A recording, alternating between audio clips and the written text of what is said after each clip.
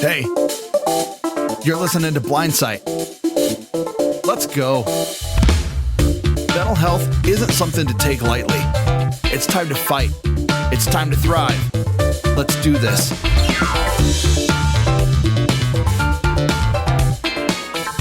Welcome to Blindsight.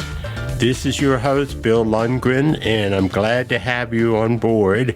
I may sound a little hoarse. I'm getting over a cold, so it is indeed the same Bill Lundgren as you always hear. And I'm just delighted to have you with us today because we're going into step 6 of the 12 steps that AA came up with. And we're having a guest back. Jeff Schlund of the Betty Ford Center was kind enough to come on today, and also he'll be doing the next 2 segments of the 12 steps. You met him if you were tuned in the first step, so now we have him back again. And Jeff, welcome on board. Thank you. Well, thank you, Bill. It's good to be back. Thank you so much for having me. Well, we're going to really make you work because you not only have 6, but you have 7 and 8 to do. And so everybody's really going to get to know you and ask for autographs and so forth. Let's see how this pans out. But yeah. So, Jeff, can you give us a little bit of what Steps 6 in the 12-step program is? Okay, and I am going to read it. This is from the Big Book of Alcoholics Anonymous, and it's Step 6, and it is: we're entirely ready to have God remove all these defects of character. And that's a pretty tall order. You know, when you think of defects of character, what are you thinking of? Well, I agree with you that this is an incredibly tall order to have all of my defects of character removed. Now, earlier, we were talking that alcoholism isn't a defect of character, it is a disease. So I believe that the defects of character is what happens when I am under the influence of alcohol or drugs, and what kind of negative behavior I'm exhibiting. And I think that's a very nice way for me to phrase that I'm being a horrible person, and I'm not being honest. I'm not being kind. I'm not doing the right thing, and I'm not being the kind of person that I think I want to be. I think that we generally, that people want to be. So I think defects of character is a very broad term. It is a broad term, and in many ways it isn't just applying to someone who's under the influence of a substance. We can have, of course, I have absolutely no defect of character. I'm pure and virtuous. And so, no, so you're absolutely removed from this whole this whole concept. So those with defects of character, please let me continue.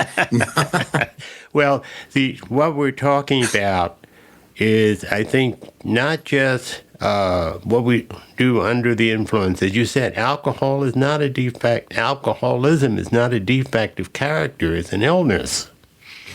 And what we're talking about are some of the things that you mentioned, but I want to point back to, if those of you who've listened to our program on Step 4 and 5 heard some other defects of character, if you would call it. One is perfectionism, which has caused problems for, I guess, our guest on in talking about Step 4, and also about shame, which our last guest was talking about. These are all things that cause significant problems for us. We can call them, and also cause us to have problems with other people. Does that sound right, Jeff? Well, no, absolutely. I mean, I'm sitting here and I'm listening to you, and absolutely. And the reason I mentioned alcoholism is because, as you know, I am in recovery. I've been sober a little over 22 years. So when I talk about my defects of character, a lot of it has to do with alcoholism and when I ingest alcohol and or drugs. But you're absolutely right. You hit the nail on the head that defects of character is what more than just using alcohol and or drugs, right? I mean, and again, and I love your example of perfectionism. And when people will say, "Oh, I'm a perfectionist. Everything has to be perfect." Well, I personally, I think that's a tough road to hoe, because you are, I mean, I don't know anyone who's perfect. And if you're striving for that, I think that most definitely, It's a problem. It's a problem. can Yeah. be a defect of our. Well, our previous speaker was talking about the fact, as a blind person, he felt he had to be a perfectionist because he had to prove himself as good as anybody else, and so that all of these deficits of character may have some origin, as well as you say, if you're using alcohol, you sort of lose all perspective as or any addictive substance, you lose all perspective as to what the appropriate way to operate. You're just coming out of an emotion and causing a lot of havoc, and that's the kind of thing we focus on when we talk about defect of character, that we need to ask a higher power to take away from us. Exactly. And, I mean, I mentioned the alcohol and or drugs, right? But I mean, look at just there's so many other substances, if you will. I mean, there's shopping, there's sex addiction, there is Eating disorder. eating disorders, absolutely. Yeah. Which, talk about perfectionism, that's it's, I think, and I'm not a therapist, but it's like eating disorders, and that's the one thing that people can really control is the amount they have of to food eat, but they're or right. not. Exactly, and that's their only sense of control.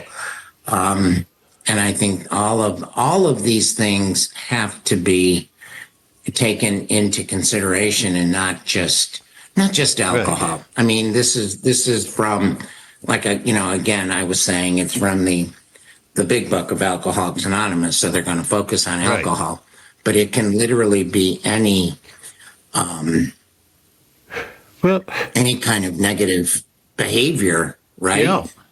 Well, step 6 comes out of the requirement, if you will, or the provision that you share with God,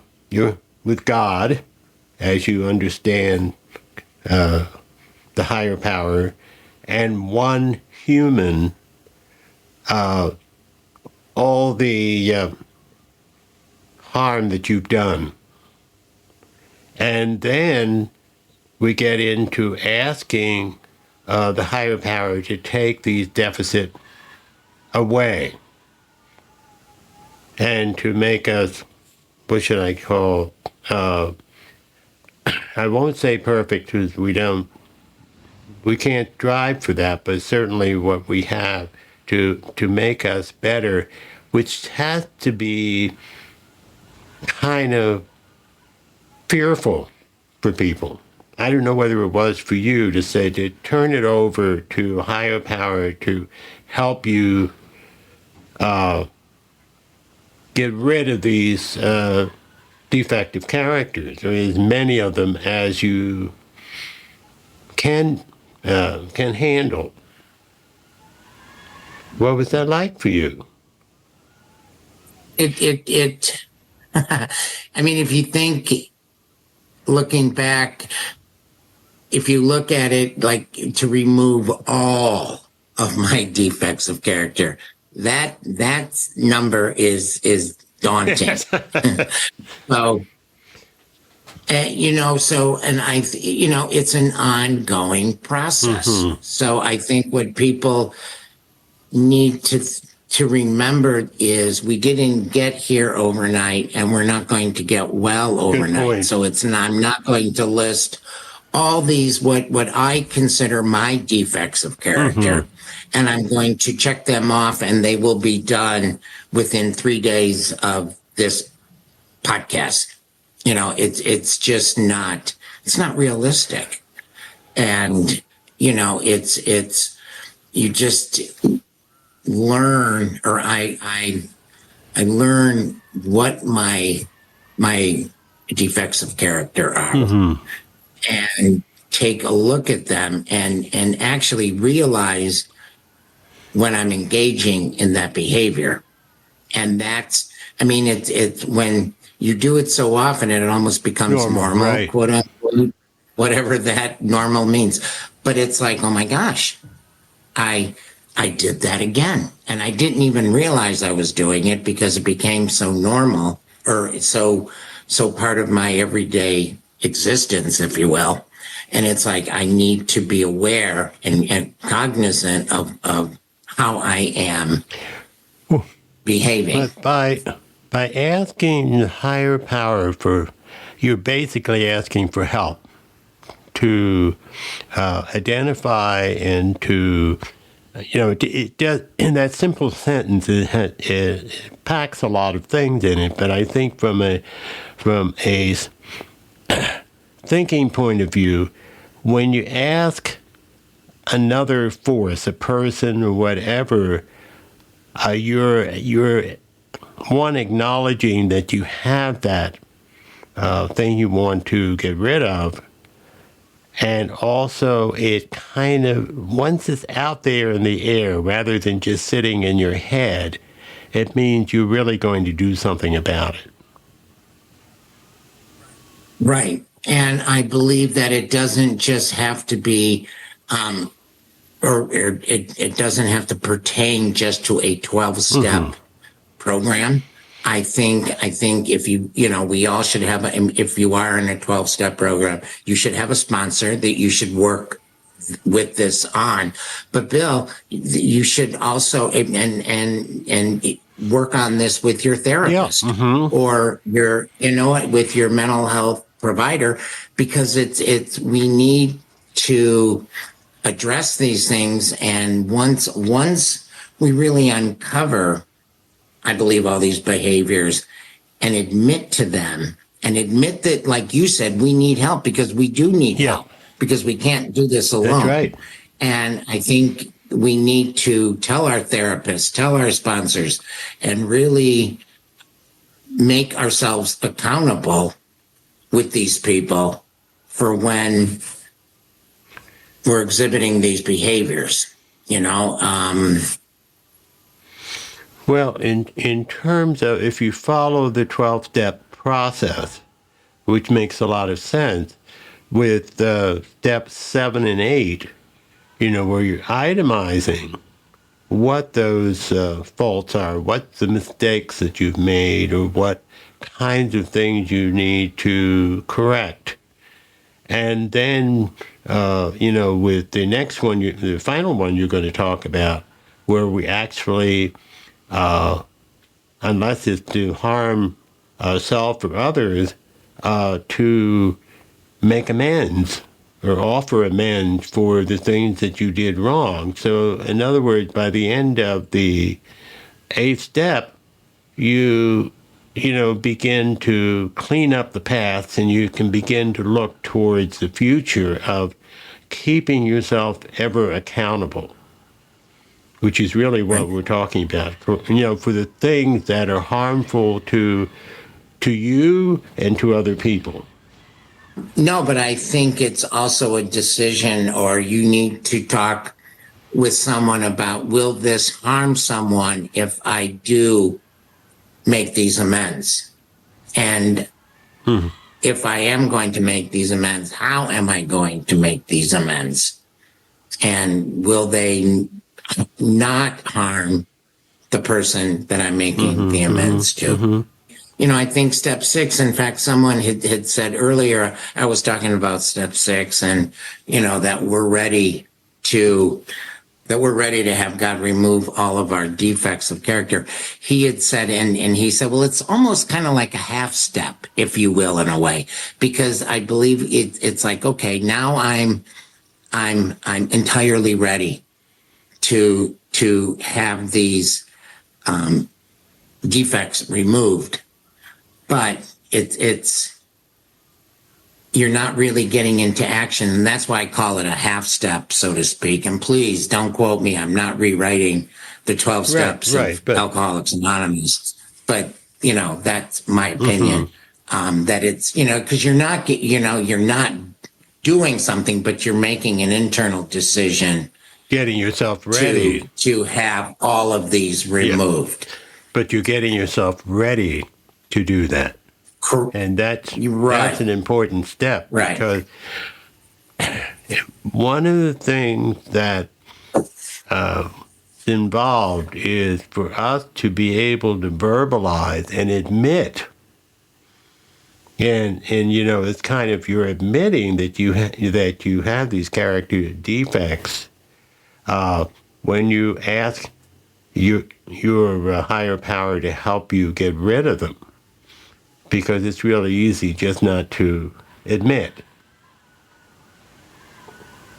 Oh, gosh. It's absolutely, it's easy not to admit, because I think it's difficult to, it is difficult to admit. It's like, wow, these are things that I absolutely have to work on. And that's what's really, and that just comes from taking a good look at ourselves, or looking at myself and saying, these are the things that I need to change. I need to remove. But again, it's not once you make the decision to have them removed, that doesn't mean that they're gone forever. Right. I mean, we have to be constantly aware. They have a way, at least in my world, coming back and coming back at me if I'm not diligent in, keeping my life in order, right? My side of the street clean. So how would you suggest that somebody prepare themselves to turn it over and to move forward? Is it just, you hit yourself in the head and say, okay, this is it? Or do you have to prepare, perhaps for some to pray, to really be conscious in saying, I'm done with this. I need some help to move forward. Am I saying that right? Well, yeah, and I think we need accountability, and I think we need someone in our lives to admit that to, so to keep ourselves accountable. And again, I have many friends who are in recovery and many friends who aren't in recovery from substance use disorder, right? But whenever I, will quote or say any one of the 12 steps, or something that I've heard in a meeting, I mean, this resonates to the 12 steps resonate to everyone, I believe. Whether or not they have a substance use disorder, but it's like, wow, people will, they've said, oh my gosh, that's a brilliant comment. And actually it's something that I heard in a meeting the night before from someone. But the thing is, so it's not just for people who are suffering with addiction from drugs and alcohol. This is something that I think people need to find someone that they can share this with to, again, keep themselves accountable and not admit just to someone. And not just to a higher power, but to someone else, like a sponsor or a therapist or whatever. Absolutely. Absolutely. Some support. And I think a therapist and someone, because I think, if people are getting honest, and I think recovery means getting, I think recovery, no matter what you're in recovery from, it's a very spiritual experience or a spiritual job, if you will. But I think it's also that we need to admit our faults to someone, and that, and if you're working with a therapist or any kind of mental health provider, we need to be honest with those people, because they can only do so much with what information they're given. So we can't expect a therapist just to wave this magic wand over me and say, okay, I'm going to fix you. I'm going to cure you, unless I'm really being totally honest with them. Well, Jeff, do you remember what it felt like for you to take that step and to turn it over to a higher power and say, okay, look, this is what I know about myself now, and am willing to admit to myself now that I need to change, and I'm willing, as you say, the half step, to say, I'm willing to make this move. I don't like it because it means I have to be totally honest, and I have to be different from the way I'm used to being, I would imagine. But, is that what you were thinking in your mind? Well, I think it's scary, because once I realize, it's like, okay, these are all my defects of character. But the thing is, it's also a sense of relief, saying, now I'm going to turn it over. I'm going to have some help. I don't have to do this all on my own. Okay. And I'll tell you, I always had to do everything on my own, and that's just, it's frightening. Right? And I don't know how to do it. But if I turn it over to a higher power with their help, or however, in my case, I refer to my higher power as God, but turn it over, and it's like, whew, okay, I don't have to carry this whole thing on my shoulders. I've got help here. And it'll happen. I don't know. Of course, it's never fast enough, but it's at least it's a start. So, and really, it's yes. So in turning it over, and whether, and I guess both, to turn it over to higher power, and also to turn it over to someone. Together, they're the ones that are going to help me have the strength to make the changes that I need to make. And ultimately, Exactly, I'm the one and who I love decides that. what I need to do, but they give me the strength to do it. Exactly, and I like that they do give us the strength to do it, because it is essentially up to us to do it. But we have the help. We have, again, we're not alone in this. and we have their support. And again, it's not an overnight Right. sensation. It's not an overnight one and done thing. But I think what you're talking about is that I think we get into this thing that we have to do everything. And if we don't do it right, we're in trouble. And if we don't do it right, I mean, I don't know what that means. We're not going to do it right. And, I'm using quotation marks, because what does that mean? We have to do it right. And that's a confusing thing. What is right?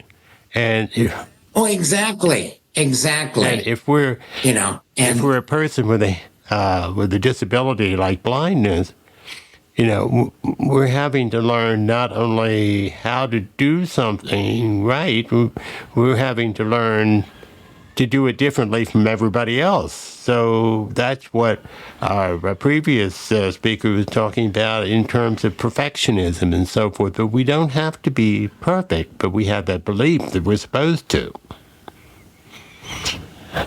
Right. And who's telling us that we're not doing it right? Or, I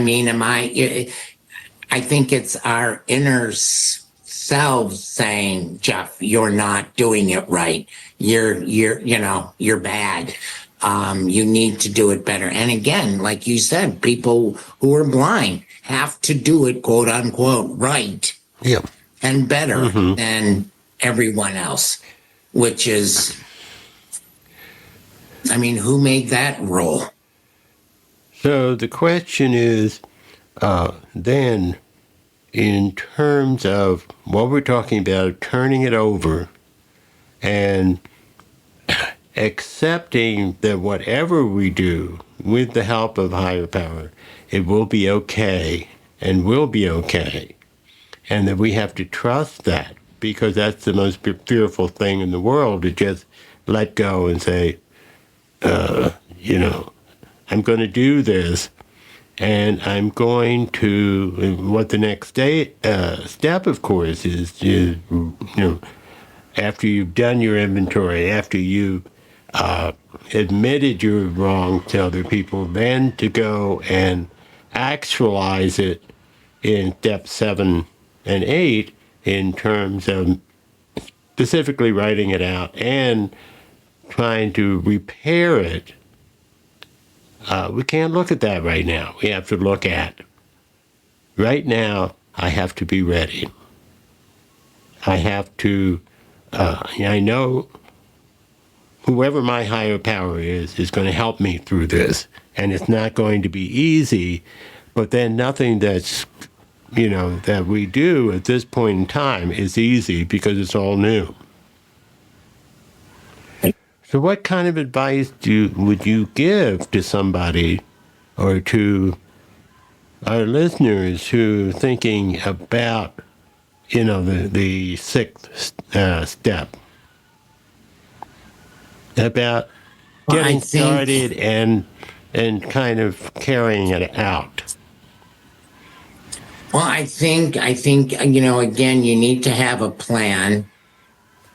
But I think we just need to get into action, because doing nothing is not a good plan for people like us.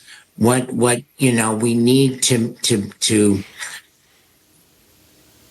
make that decision. And I think once we make that decision, to at least make the decision to get into action, I think that's a big weight off of us.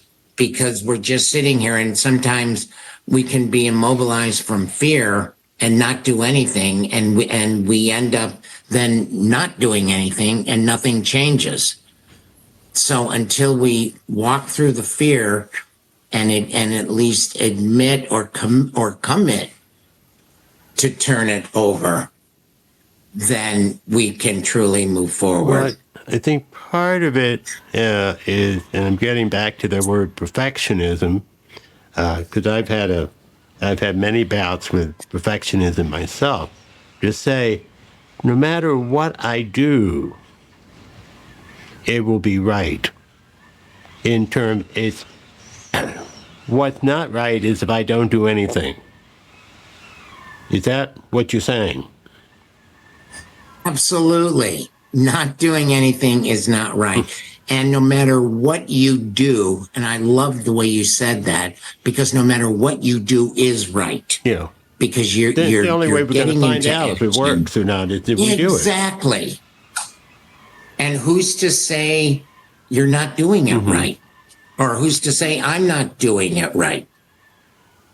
Yeah. So that's our perfectionism, right? That prohibits that. It's higher power who really Doing the anything. ultimate decision whether it's right. And hopefully, if we have contact with that higher power, there are times when our instinct, which I think is a form of higher power speaking to us, there's just something feels right to us. Then we know we're in the right direction. Exactly. And again, it's a process. It's but until like we do something, nothing's going to change. So your advice to our readers who are contemplating this is to do something, to take action, Exactly. think about it, take action, and see what happens. Absolutely. And I can almost guarantee that you'll feel better once you do get into action and once you do something. Yeah. And then we can, then we can second guess things. But until we actually do something, we don't know. And not knowing anything can be very scary. So it's like, okay, we're going to try this. Let's give it a shot. Well, I think when you look at the 12 steps, it can be at different times to feel scary because we're doing something different. But it is, if we work through our fears and do it, we come out much better in the end. Absolutely. Absolutely. And that's what this whole thing's about, right?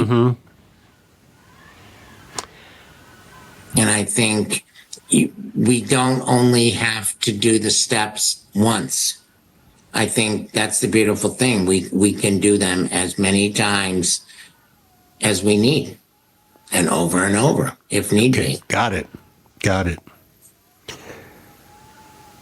Jeff, as always, I'm grateful for your wisdom on this program. And I look forward to the next 2 episodes with you to talk more about this. And I want to remind everybody for any feedback that you may have for us, remember the feedback line telephone is 720-712-8856 or by email, which feedback@aftersight.org.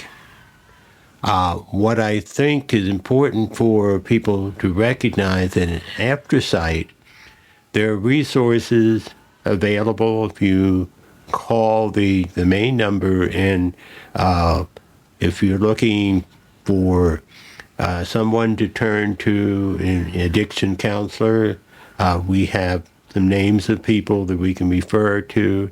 There's also Intergroup, which is for AA, and there are other groups have their particular hotline if there's an issue that you're particularly dealing with.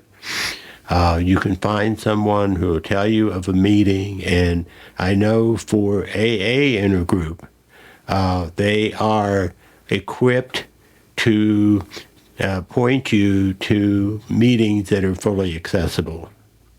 And the book that Jeff has been talking about, which is what they call the Big Book of A, which is Alcoholics Anonymous, is available online. I think if you check with Intergroup, You may be able to get it directly or from Talking Book Library. There are lots of resources available to help you understand and take charge of your life and be a different way than you've been suffering from previously.